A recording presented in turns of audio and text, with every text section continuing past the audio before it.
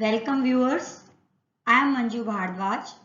Let us do a poem from Flamingo book, A Thing of Beauty by John Keats. These are some examples of beautiful things. While everyone has a different definition and image of beauty, no one can deny that beautiful things leave a lasting impression on the person. You can see here smiling baby, daffodils and musk roses. Let me tell you about the poet first. John Keats was one of the prominent poets of early 19th century poetry in England. He gave many beautiful poems like Endymion and various odes. His poetry is known for its exceptional depth and beautiful language. While he did not live long, he left a lasting impression on English literature. बहुत ही famous poet रहे और उन्होंने अपनी poems के through एक अच्छा impression English literature पर छोड़ा. Now let us discuss new words of the poem, क्योंकि इनको यूज करके आप अपने आंसर्स बहुत ही इफेक्टिवली लिख सकते हैं एग्जाम में. First word is बोवर, a shady place under the tree. पेड़ की छाया जो होती है उसे हम कहते हैं bower. Morrow, the following day और next morning you can say. Wreathing, wreathing का मतलब होता है सराउंडेड एंड सर्कल. जो ब्यूटीफुल फ्लावर्स का बैंड बनाते हैं सर्कल फॉर्म में, उसे हम बोलते हैं रीदिंग. Despondence, depressed. डिस्पोंडेंस का मतलब होता है होपलेसनेस और depressed. Gloomy, gloomy means sad, उदास, निराश. नेक्स्ट वर्ड इज बून. बून का मीनिंग होता है ब्लेसिंग्स, आशीर्वाद. Next word is reels. Reels क्या होता है? एक स्मॉल स्ट्रीम होती है, आपने देखा होगा पहाड़ों में अगर आप कहीं गए हैं, एक पतली सी लाइन फॉर्म में पानी आ रहा होता है ऊपर से, उसे हम बोलते हैं रिल्स. वो कहीं भी हो सकता है, पहाड़ों में, फॉरेस्ट में, तो वो जो स्ट्रीम होती है उसे हम बोलते हैं rills. Next word is brake, a process to slow down. धीरे करने की प्रक्रिया को हम बोलते हैं brake. Next word grandeur, high rank और सोशली इंपॉर्टेंट, महान. माइटी, माइटी का मीन होता है enormous, very powerful. Next word is immortal. Immortal का मीनिंग है नेवर डाइंग, जो कभी मरे ना, अनश्वर. Next word is brink. Brink means edge, किनारा. ब्रिंक आपने देखा होगा, किसी का भी हो सकता है, कप है, जब हम कहते हैं कि फुल भर देते हैं बिल्कुल किनारे तक, brimming up to the brink of cup, तो ब्रिंक का मतलब होता है किनारा. Let us see explanation of the poem now. Stanza 1. A thing of beauty is a joy forever. Its loveliness increases. It will never pass into nothingness, but will keep above or quiet for us, and a sleep full of sweet dreams and health and quiet breathing. Poet says कि एक thing of beauty is a joy forever. जो beautiful चीज होती है वो हमारे लिए एक परमानेंट सोर्स ऑफ जॉय बन जाती है. फॉर एवर मीन हमेशा. It's loveliness increases. Loveliness means beauty. इसकी जो ब्यूटी है वो इंक्रीज होती जाती है, बढ़ती ही जाती है. It will never pass into nothingness. ये कभी डिक्रीज नहीं होती, कभी जीरो नहीं होती, but will keep a बोवर quiet for us. बोवर आपको बताया ही था मैंने, अ shady place under the tree. ये क्या है? हमारे लिए एक बोवर की तरह है, एक शेडी ट्री की तरह है, जिसके नीचे हम एक साउंड स्लीप ले सकते हैं विद स्वीट ड्रीम्स. हमारी हेल्थ को बढ़ाती है, हमारी ब्रीदिंग को बढ़ाती है. Stanza 2. Therefore on every morrow are we wreathing a flowery band to bind us to the earth, spite of despondence of the inhuman dearth, of noble natures, of the gloomy days, of all the unhealthy and o'er-darkened ways, made for our searching. Yes, in spite of all, some shape of beauty moves away the pall from our dark spirits. Therefore mean इसलिए, on every morrow, her morning, the next day, are we wreathing, we are making a flowery band, एक flowery band हम एक circle of flowery band हम बना रहे हैं जो कि हमें बाइंड करता है अर्थ से, कनेक्टेड रखता है अर्थ से।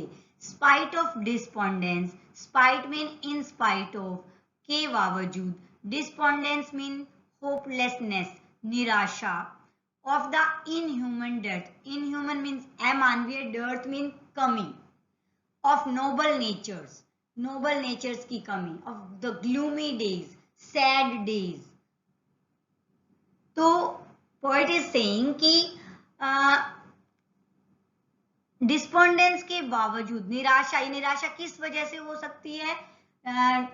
ह्यूमन जो है, मानवीयता जो है इंसान में, उसकी कमी की वजह से, नोबल नेचर्स, सेल्फिश लोग ज्यादा हो गए हैं, सेल्फलेस पीपल यहाँ पर नहीं है, उनकी कमी की वजह से, या फिर ग्लूमी डेज, कोई सैड डे हो सकता है, या फिर मेड फॉर आवर सर्चिंग, अपने गोल को अचीव करने के लिए हमने अनहेल्दी वेज ले लिए थे, उन वजह से हम निराश हैं, निराशा हमारे अंदर है।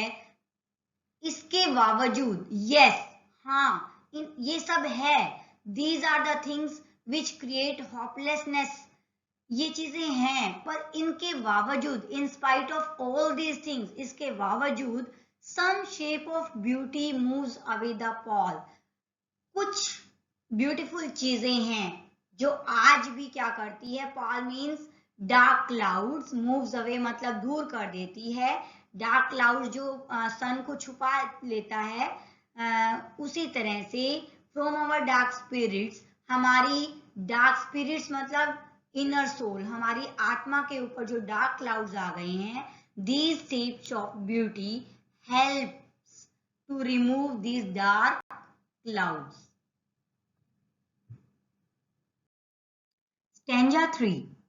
Such the sun, the moon, trees old and young, sprouting a shady boon, or simple sheep, and such are daffodils, with the green world they live in, and clear rills, that for themselves a cooling covert make, against the hot season, the mid-forest break. इस stanza में poet कहते हैं सच the सन, वो beautiful चीजें कौन सी हैं, what are the beautiful things, such the sun, कौन सी हैं, sun, moon, trees old and young, चाहे वो ओल्ड ट्रीज हैं या यंग ट्रीज हैं, स्प्राउटिंग अ शेडी बून, वो क्या कर रहे हैं, they are providing a shady blessing for us, these are the things provided as a blessing by the nature for us, for simple sheep, हमारे लिए भी, और एक सिंपलेस्ट एनिमल के लिए भी, चाहे वो शीप है, एंड सच आर डेफोडिल्स, इसी तरह से डेफोडिल्स हैं, येलो फ्लावर होता है डेफोडिल का, with a green world they live in, और पूरा अगर हम फील्ड देखते हैं तो ग्रीन फील्ड के बीच में येलो फ्लावर बहुत ही ब्यूटीफुल लगता है, और अगर हम देखते हैं तो एक पिक्चर क्लिक हो जाती है हमारी माइंड में, उस टाइम हमें बहुत हैप्पीनेस मिलती है जब हम उसे देखते हैं, और अगर हम तब नहीं देख रहे हैं, जब भी हम उसको अपने विचारों में लाते हैं, कॉन्टेम्पलेट करते हैं, सोचते हैं उसके बारे में, तो वो हमारे लिए परमानेंट सोर्स ऑफ जॉय बन जाता है। जब भी आप उसको सोचोगे तो वो पिक्चर आपको माइंड में आ जाएगी, इमेज आपके माइंड में आ जाएगी, और आपको हमेशा जॉय मिलेगा।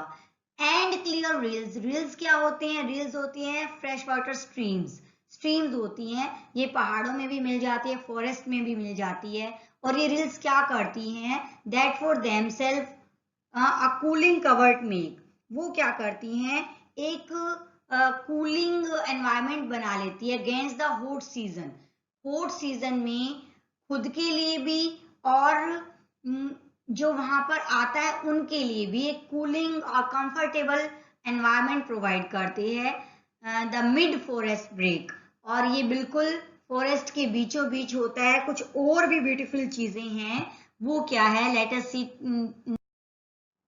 Stanza 4. Rich with a sprinkling of fair musk rose blooms, and such too is the grandeur of the dooms we have imagined for the mighty dead, all lovely tales that we have heard or read, an endless fountain of immortal drink pouring onto us from the heavens brink. इस stanza में poet कहते हैं in the mid of forest, मतलब forest के बीचों बीच, rich with the sprinkling of fair must roses blooms, कि वो जो फॉरेस्ट है जहां पर सिर्फ ट्रीज ही ट्रीज हैं, कहीं बीच में जो एम्प्टी स्पेस है वहां पर मस्क रोज ब्लूम्स, फूल खिले हुए हैं। मस्क रोज बहुत ही ब्यूटीफुल होते हैं, इस पिक्चर में आप देख सकते हैं, इस तरह के होते हैं और बहुत ही प्यारी खुशबू होती है इनकी।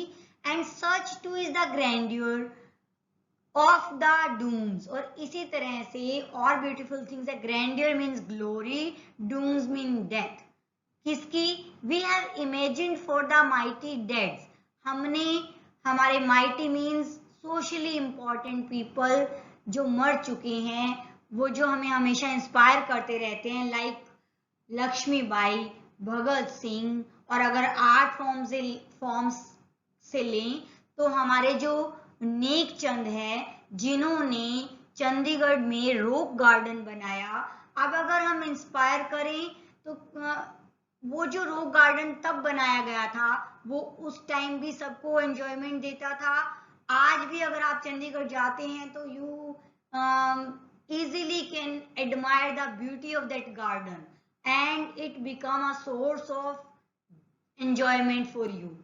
तो इसी तरह से हमारे जो लक्ष्मीबाई है या फिर हमारे अब्दुल कलाम जी हैं, उनकी स्टोरी अगर हम पढ़ते हैं या फिर हमने सुनी है, वो हमेशा हमारे लिए एक सोर्स ऑफ इंस्पिरेशन बन जाते हैं, आगे भी बनते रहेंगे। तो all lovely tales that we have heard और रेड, इन जो माइटी डेड्स हैं, इनकी स्टोरीज जो हम पढ़ते हैं या हमने सुनी है, that becomes an endless fountain of immortal drink, वो हमारे लिए एक एंडलेस मतलब कभी ना खत्म होने वाला fountains of immortal.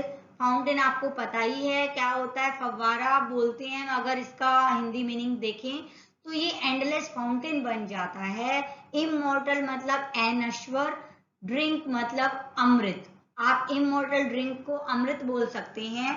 Pouring on to us, जो कि हमारे ऊपर स्प्रिंकल होता रहता है डायरेक्ट फ्रॉम हेवन, स्वर्ग से। हेवंस ब्रिंक मतलब होता है किनारा, किनारा किसी भी चीज का हो सकता है, आपने देखा होगा।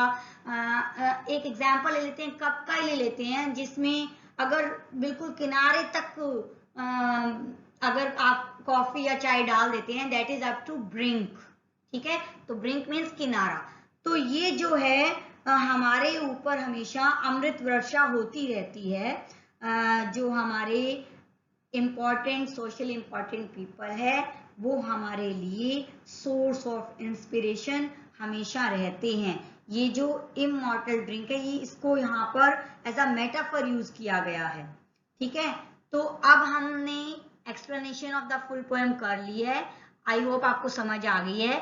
Late us check literary devices, poetic devices we can say, और figure of speech we can say. Let us check those things now. Alliteration, सबसे पहला जो फिगर ऑफ स्पीच है वो alliteration यूज किया गया है। alliteration क्या होता है? Use of consonant sound at the start of two words which are close in series, यानी कि एडजेसेंट वर्ड जो होते हैं उसका फर्स्ट वर्ड कॉन्सोनेंट साउंड अगर रिपीट होता है तो उसे हम कहते हैं alliteration.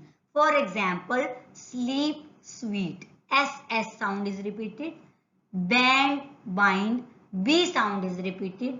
Noble, nature, N sound is repeated. Some, shape, S sound is repeated. Have, heard, H sound is repeated. So during the poem, so many examples are here of alliteration. Next device which is used by the poet is metaphor. Metaphor examples ले लेते हैं।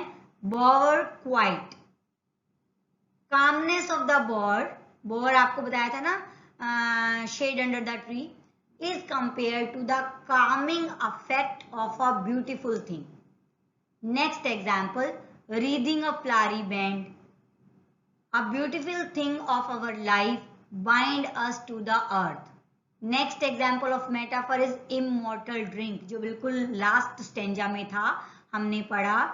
तो these were the example of metaphor used. Next poetic device used is anaphora. Anaphora क्या होता है? Use of same words in the two consecutive lines. Example, noble nature, of noble nature, and second, of all the unhealthy. यहाँ पर क्या शब्द repeat हुआ है? Of is repeated in two consecutive line. Next poetic device used is imagery. Imagery क्या होती है कि जब आपकी कोई भी चीज डिस्क्राइब की जाए, उसकी इमेज आपकी माइंड में बन जाए, तो उसे हम इमेजरी कहते हैं. Creating a sensory effect of beautiful things lined up in a string. Example, a flowery band to bind us. Next example, bushes full of musk roses, sprinkling of fair musk roses blooms. यानी कि वो खुशबू sprinkle हो रही है. Next example, books describing valour of fighters, grandeur, mighty dead. जो हमारे socially important mighty dead है, means जो महान लोग हैं जिनकी डेथ हो चुकी है, उनकी जो इमेज क्रिएट की गई है, उनकी बहादुरी की स्टोरीज और वो जो हम रीड करते हैं, that is used here. Next example is God providing us with best thing, pouring from the heavens brink, कि जो स्वर्ग से सीधा आपके ऊपर स्प्रिंकल हो रहा है. trees giving shade, sprouting shady boon, जो हमारे ट्रीज हैं वो शेड प्रोवाइड कर रहे हैं. Growing process of daffodils, daffodils का जो ग्रोइंग प्रोसेस इसमें शो किया गया है, एक इमेज आ जाती है तुरंत ही हमारे माइंड में. एक और एग्जाम्पल है क्लीन रिवर स्ट्रीम्स, वो क्या है? Clear reels. क्लियर रिल्स का एग्जांपल दिया गया था, तो वो क्या होता है? Clean fresh water streams. तो ये एग्जांपल है इमेजरी के. नेक्स्ट पोएटिक डिवाइस यूज किया गया है inversion. Inversion, normal order word is reversed. आपने देखा होगा, are we reading a flowery band, जबकि होना क्या चाहिए था? We are reading a flowery band. इसको इन्वर्जन यानी कि रिवर्स कर दिया गया. तो ये एग्जाम्पल है इन्वर्जन का. Next example is rhyme. Rhyme scheme AABBC is use in every stanza.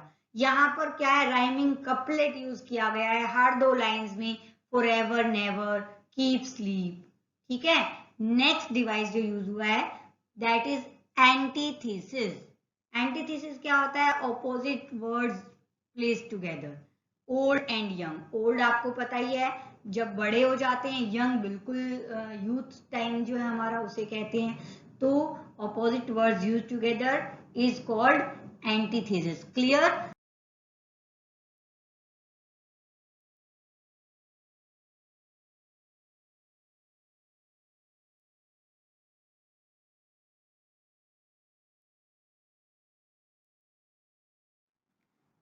So this was all about your poem A Thing of Beauty.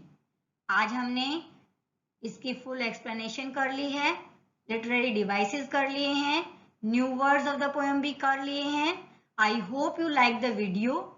Please put your valuable comments in comment section below. Thanks for watching. See you again in next video.